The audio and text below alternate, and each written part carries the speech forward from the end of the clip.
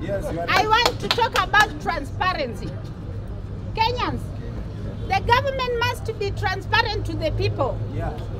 Our money is being used badly.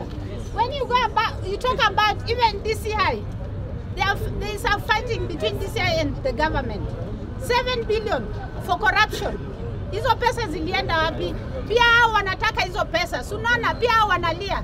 Ni hao watu ndio wanatafuta hizo pesa, hao watu wa DCI. Sasa Kenya hata fanya aje? Transparency. Leo uko na baiskeli, kesho uko na magari 3, 10, uko na ndege. Hata tu hizo trilioni 10 takuwa tu mkifanyiwa. We are not slaves. We need our money to circulate in the country. Our young youth are suffering in Kenya. Sisi mi manani ya affordable houses na still naipinga. Hizi pesa zote zimewekwa kwa manyumba zimetosha kudevelop industries, factories, watu wapate kazi. Hizi pesa zipatikane za kulipa madaktari, walimu na kila kitu. Hizo nyumba zinajengwa sio zetu. Siweke maanani hapo, hizo nyumba ni zetu. Ni za watu mabinafsi mabwenyenye. Thank you very much, women. Pupils are going through a lot in public primary schools. I've took my time traversing the primary schools in Nairobi, all the way from Roysambu, Kasarani, Embakasi North, East, West, Central, Makadara, Kibra, Langata, Westland, Starehe, and all Kamkunji and Ninipat. The situation is very pathetic in our primary schools. Children are going through a lot, and you find that some of them are even suffocating. We have over 1,000 students, 1,000 pupils in a school. Poor infrastructure. You find during rainy times, you find their clothes are not even clean. So this issue needs to be looked at, and I urge the county government of Nairobi, the national government, to intervene in ensuring that Nairobi County primary public schools are looked into, because children there are going through a lot. And if there can be disease outbreak, I think that will be the worst hit area in our society. So it is incumbent upon us as a National People's Assembly to advocate that education in Nairobi County need to be looked into. That will start by looking into the infrastructure, because the infrastructure is not up to date. And for parents who cannot afford private education for their private school education for their children, they are going through a lot, and that needs to be looked on. We are going to follow it keenly with the county government and the national government. That is my kicker. May I now take this opportunity to welcome our Deputy President of Bunge la Wananchi, Mungu Mashinani. So I would like to talk about health. Maneno ya health.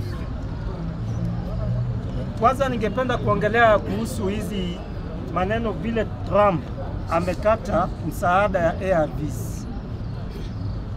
Sasa mimi nashindwa kama tuko katika turmoil yenye tuko ndani ya health, hii transition ya kutoka NHIF kwenda SHO sijui gani, na Trump hapa kidogo yeye amekata msaada ya ARVs. Wagonjwa wangapi tuko nao hapa Kenya ARVs? Government lazima ikuje ituambie imejipanga namna gani, kwa sababu hiyo ni janga ambayo itapatikana katika Afrika na katika Kenya yetu. Government must come and explain that, because hatutaki kwa sababu ukiangalia ARVs maneno ya ukimwi, pole wa kusema, maneno ya ukimwi, hiyo ugonjwa umekuwa mild kidogo, ikikuwa kiwa dikipe mgonjwa akipata ARVs at least miaka ilikuwa inasonga. Sasa imagine a third world country, a country in a health turmoil like Kenya, without ARVs, na tuko na wagonjwa ambao simuone hizo statistics juzi ziko juu sana my friend. So ni lazima sisi kama bunge la wananchi tukae tuone, tutaenda kwa parliament ama national government kuuliza hiyo maswali, ama kama tutapeleka petition we explain vizuri sana vile watafanya nini, wataziba hiyo shimo ya mambo ya ARVs, ndio. Second, maneno ya security. Nimeona juzi president ametoa baska Nairobi, haswa bila alikuwa anaenda kule Mathare. Hawezi kuwa mahali penye president yuko, ndio security inakuaga more tight than everywhere. Lakini juzi tuliona serikali president ana travel, lakini ukiangalia huku kando balea watu kumshangilia watu wanaporwa. Na askari wote amepeleka wapi? Haiti. Vile tunaongea saa hizi kuna watu maafa ishaanza patikana pale Haiti. Kuna kijana ambaye anaitwa Samuel Kantwai amekufa juzi, amepigwa, alienda katika mission na alipigwa risasi.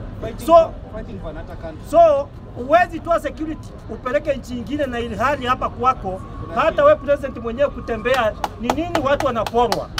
So ni lazima tuangalie hao mambo mawili, ndio ningependa kuongelea. Sikuwa na mambo mengi. Nilikuja hapa juu kama hapo na solution. Na solution ilikuwa tunasema at least ikifika 2027 tukue na watu kwa ballot. Ndio tutakuwa na MPs kwa parliament, tutakuwa na governors na tutakuwa na MCS. Na katika hiyo juncture nimeona already watu washaanza kufanya nini? Jitambua. Na ndio maana leo tukiangalia tuko na wageni, hata si wageni, watu wa bunge wengine. Bwana Dennis Ochanda ni mmoja wetu hapa bunge. Yeye yuko na rafiki yake na already wako na chama. So already washafanya nini? Washajitambua. So on that juncture, tafadhali Bwana Ochanda kuja ukaribishe mtu wako watatu kutoka kwa members wetu wote. Ochanda, karibu, tukaribishe mgeni. Hiyo hata tuko na faili yake, hata anaogopa kufika kwa airport.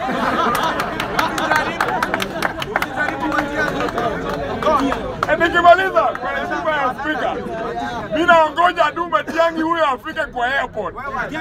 Akifika kwa airport tu mnaambia amefika airport. Haleluya.